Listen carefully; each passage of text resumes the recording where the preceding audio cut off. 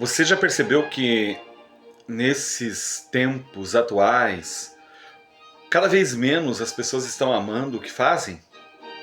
Cada vez mais o trabalho acaba se configurando como um elemento totalmente conectado com a qualidade, por exemplo, da saúde mental. Há uma desconexão com aquilo que se faz e aquilo que se é. Nós não estamos querendo dizer que com isso o trabalho deva se transformar no único sentido da vida. Mas o trabalho é, por excelência, uma das forças maiores da natureza humana. É notável que aquele que está conectado com o que faz, com a sua vocação, esbanja, demonstra naturalmente uma energia, uma vontade, uma força, um ânimo para a vida diferente dos demais que trabalham somente por trabalhar, somente pelo seu salário.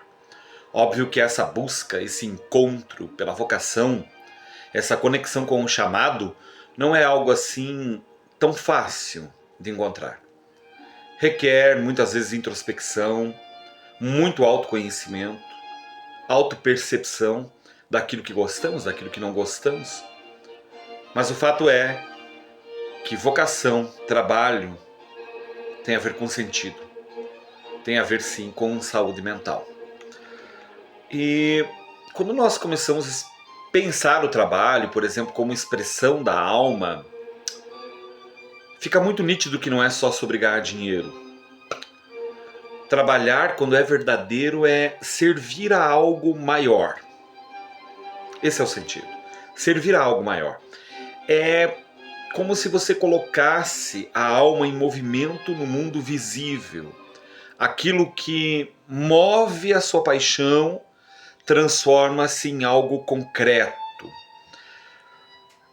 E isso cura, isso inspira, isso transforma também você e muitas vezes quem está ao seu redor. Por isso que o amor à carreira não é amor ao luxo, não é um vício, não é um exagero. É uma necessidade espiritual, uma necessidade da natureza humana. É o que acaba dando sentido para o esforço, para o estudo, para o cansaço, do porquê levantar cedo, do porquê talvez trabalhar algumas horas a mais, do porquê se aperfeiçoar sempre, infinitamente. E sem o amor, esse trabalho vira fardo.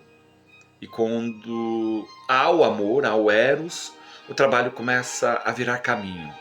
E isso faz toda a diferença na vida de um ser humano. Nós vivemos em uma época que, obviamente, ela valoriza muito a performance. Entende-se que sim, que as empresas, para atenderem às demandas, precisam da performance dos seus colaboradores, daqueles que estão engajados em uma proposta, que entendem o estatuto dessa empresa, a visão, missão e valores da empresa. Não há como atender o mundo lá fora, o mercado, sem uma determinada performance.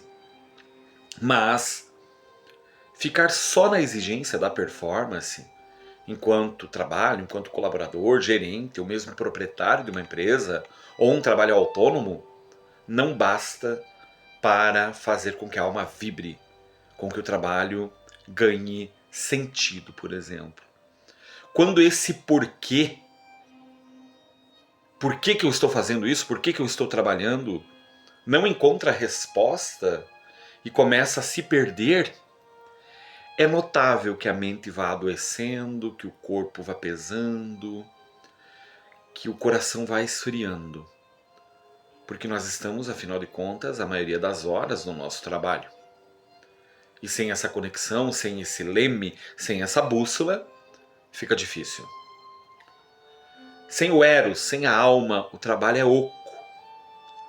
Amar o que fazemos, então, é um ato, sim, espiritual. E mais do que isso, ele é a reconciliação entre o fazer e o ser. A minha alma, de certa forma, está ali presente. O propósito interno, aquele que independe de estações, de clima, de mercado financeiro, porque eu tenho algo mais profundo que me anima. Quando o amor volta, aquilo que nós fazemos, o trabalho, então, ele já não é mais obrigação, ele é oferenda. Nós estamos ali num ato de serviço à humanidade, por mais desproporcional que isso pareça. Mas é um ato de entrega e de amor à humanidade. Porque eu estou dando o melhor da matéria-prima que me anima enquanto a noção de trabalho, de ofício. Trabalho já não é somente um fazer. Ele vira ofício, vira arte, seja qual profissão nós abraçamos. Isso, claro, se ela estiver conectada com o profundo do nosso ser. Amar a própria vocação é construir o destino.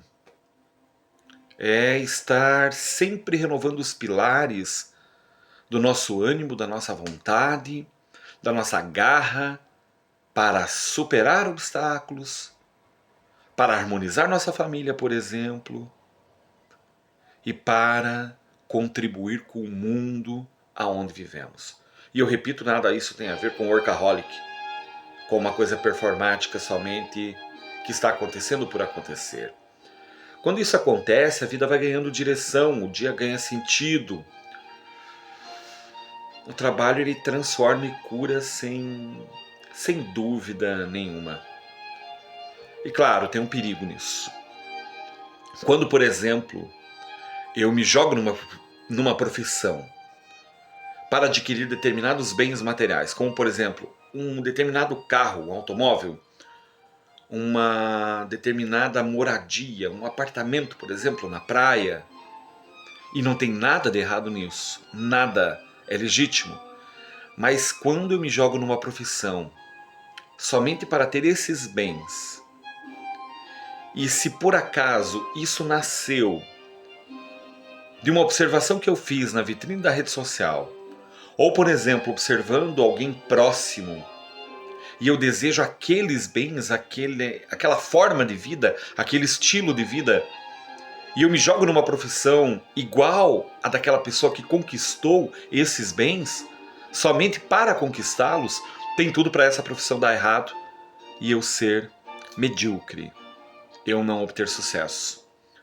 Porque eu não estou atendendo a um chamado da alma, eu estou atendendo a uma sedução do ego, que se deixou seduzir, que se deixou contaminar por um querer e caiu no equívoco de que simplesmente se eu tiver determinada profissão, eu também consigo aqueles bens. E às vezes eu posso até conseguir, mas eu não vou estar feliz, eu não vou estar preenchido. E daí aquilo também fica sem sentido. E daí nós temos o burnout, por exemplo, que é o adoecimento mental e físico através do trabalho. Se eu me deixo seduzir pelo ego, somente para conquistas materiais, eu não estou atendendo ao chamado do meu ser profundo. Eu estou atendendo ao ego. Agora, se eu presto atenção naquilo que realmente eu gostaria de fazer e eu sinto que posso me desenvolver me aperfeiçoando infinitamente, eu tenho tudo para ser um sucesso. Para isso é necessário muita coragem. Coragem para, por exemplo, fazermos aquilo que de repente muito poucas pessoas fazem. Para adentrar numa profissão que é desacreditada da sociedade. Mas se eu estiver com o meu eros ativo, com a minha paixão ativa, e abraçar essa profissão, eu tenho tudo para me destacar, para me preencher, para me renovar dia após dia e ter sucesso também materialmente, financeiramente, o que é legítimo, não tem nada de errado. Agora, se eu sou transportado para uma determinada profissão somente porque alguém a exerce e tem sucesso financeiro, eu tenho tudo para ser mais um medíocre fazendo aquilo que todo mundo faz somente por uma conquista material. Pense, Pesquise os recônditos da tua alma, o profundo. Ouça a tua voz interna. Se você é jovem, 20 anos, 25 anos, não fique assim tão pensativo, tão angustiado. Vá pesquisando, vá fazendo experiências, sempre com comprometimento, sempre com ética, que a sua alma vai conversando com você, através de sentimentos, de percepções que lhe agradam e não agradam em determinados campos de trabalho, você vai encontrando naturalmente o teu lugar.